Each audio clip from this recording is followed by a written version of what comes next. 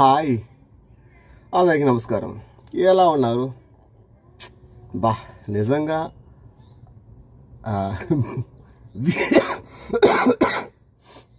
Videos మీకు ఎలా అనిపిస్తున్నాయి కానీ అప్పుడప్పుడు నేను చూస్తున్నప్పుడు మాత్రం నాకైతే నేను చేసిన వీడియోస్ కదా, ఓకే పలానా రోజు నేను అలా చేశానా ఇలా చేశానా అని చెప్పి మనం ఒక పుస్తకంలో రాసి పెట్టుకొని వాటిని అప్పుడప్పుడు తిరగేసి మనల్ని మనం చూసుకున్నట్టు అనిపిస్తుంది.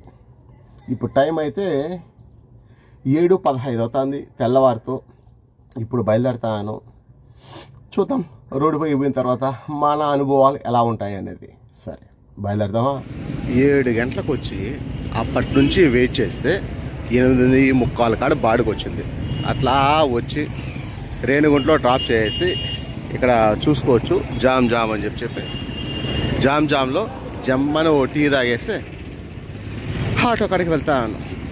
అమ్మేమో ఫోన్ చేస్తుంది. టైలరింగ్ మిషన్ ఉంది కదా, అదేదో కొంచెం రిపేర్గా ఉందంట, కుట్లు గట్టిగా పడడం లేదంట. నాయన వేరే వాళ్ళది పెళ్ళి ఉంది, దానికి సంబంధించి వాళ్ళు జాకెట్ కుట్టమని ఇచ్చారు. పెళ్ళి కూతురికి జాకెట్ కుట్టేది కదా, కాబట్టి కొంచెం మిషన్ రెడీ చేసుకోవాలి రానాయనా అని ఒక 15 నిమిషాల రేణిగుంటలో చూసుకొని ఇక్కడ నుంచి ఇంకా ఖాళీగా 15 కిలోమీటర్లు ఇంటికి పోవాలి. చూద్దాం. నేను నా వీడియోలో ఒక విషయం చెప్పాలనుకున్నాను కానీ చెప్పడం మర్చిపోయాను. ఏంటి అంటే నిన్న ఫ్రెండ్ ఒకడు ఊరు నుంచి తిరుపతికి వచ్చాడు. అంటే ఇక్కడ ఆటో తోలుతాడనమాట. తిరుపతి నుంచి వాళ్ళ ఊరు 130 కిలోమీటర్లు. ఇంత దూరం 2కో 3కో బయలుదేరి 6 గంటలకు తిరుపతికి వచ్చాడు. తర్వాత 6 గంటల నుంచి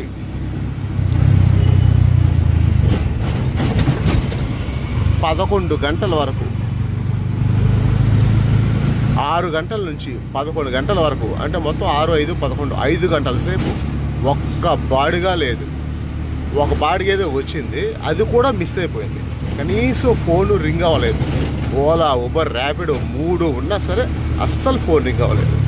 కానీ అదే 5 గంటల్లో నేను 800 సంపాదించాను. నేను ఎప్పుడు చెప్తాను చూసినావా, అదృష్టం అని చెప్పా. ఆ అదృష్టం వాడికి లేదనుకుంటా. అందుకే ఒక్క బాడుగు రాలేదు. నాకైతే చాలా బాధ అనిపించింది. కానీ ఏం చేస్తాం, ఏమీ చేయలేం కదా.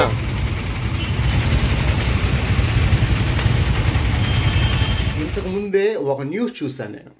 ఏంటి అంటే మన వైజాగ్ చేపలు పట్టే వీడియోస్ చేస్తుంటాడు కదా, లోకల్ బాయ్ నాని, ఆయన్ను అరెస్ట్ చేశారు అని చెప్పి దానికి సంబంధించి సజ్జనార్ అనేటువంటి ఆర్టీసీ ఎండి, తెలంగాణ రాష్ట్రానికి చెందిన ఆయన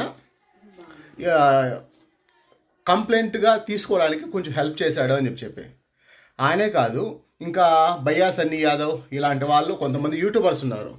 వీళ్ళు ఏం చెప్తారు, టీవీ ఛానల్స్ వాళ్ళతో సహా యూట్యూబర్స్ ఈ విధంగా గేమ్స్, ఆన్లైన్ గేమ్స్ లేకుంటే బెట్టింగ్ యాప్స్ ప్రమోట్ చేసి ఎదుటి వాళ్ళ నాశనాన్ని కోరుకుంటున్నారు అని చెప్పి కాబట్టి వీళ్ళందరినీ మేము అరెస్ట్ చేస్తున్నాము అని చెప్తున్నారు. కానీ ఇలా చెప్పే వాళ్ళకు కనీసం సినిమా యాక్టర్లు, క్రికెట్ యాక్టర్లు వీళ్ళెవరు కనిపించరా? అంటే వీళ్ళపైన ఎవరు కంప్లైంట్ పెట్టరా? లేకుంటే వీళ్ళపైన దాని ఏమంటారు, వీళ్ళేమన్నా వాళ్ళకి దేవుళ్ళ కనిపించారా? అనే సెలబ్రిటీస్ అయితే వాళ్ళని మనం టచ్ చేయకూడదని చెప్పి ఏమన్నా రాజ్యాంగంలో రాసిందా? అంటే సామాన్యంగా చిన్న పనులు చేసుకుంటూ, సరే వాడికి ఏమో జరక్క వాడి బెట్టింగ్ యాప్స్ ప్రమోట్ చేశాడు, కోట్లు తీసుకొని ప్రమోట్ చేస్తున్నారు కదా, వాళ్ళని ఏం చేయాలా? నువ్వు నోరు మూసుకుని ఉండు సాటి మహిళ అని చెప్పి ఎప్పుడో చెప్పాను నేను నీకు.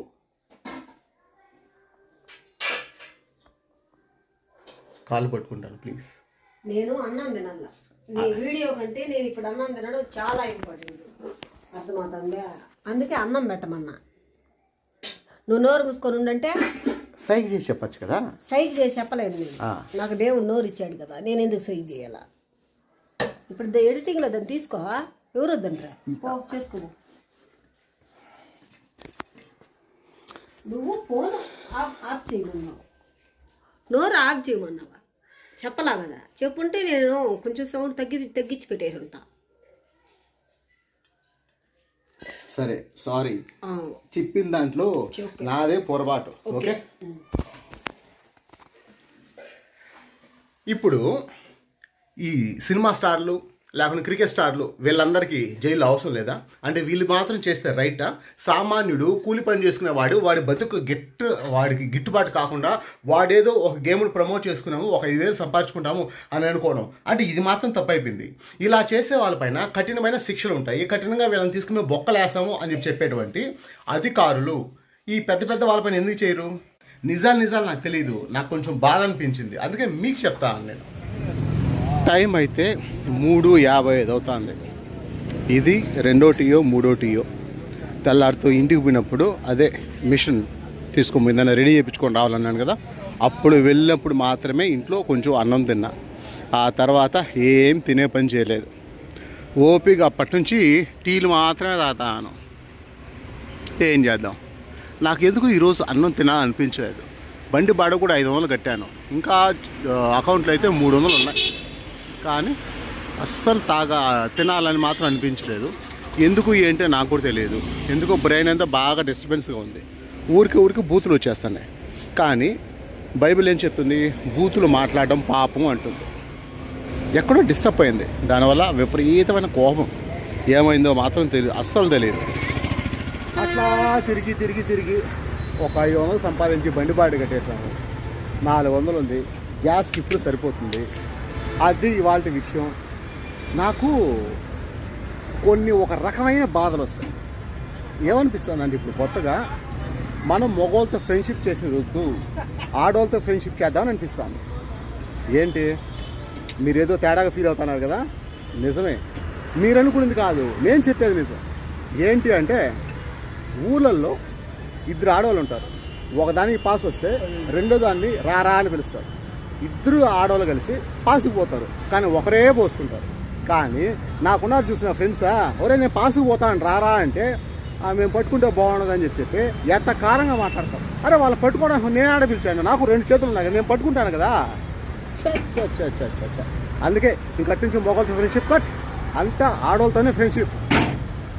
అదనమాట విషయం. సరే, ఇప్పుడైతే ఇంటికి బయలుదేరుతాను. ఇప్పటి వరకు వీడియో చూసేందుకు thank you very much. Bye.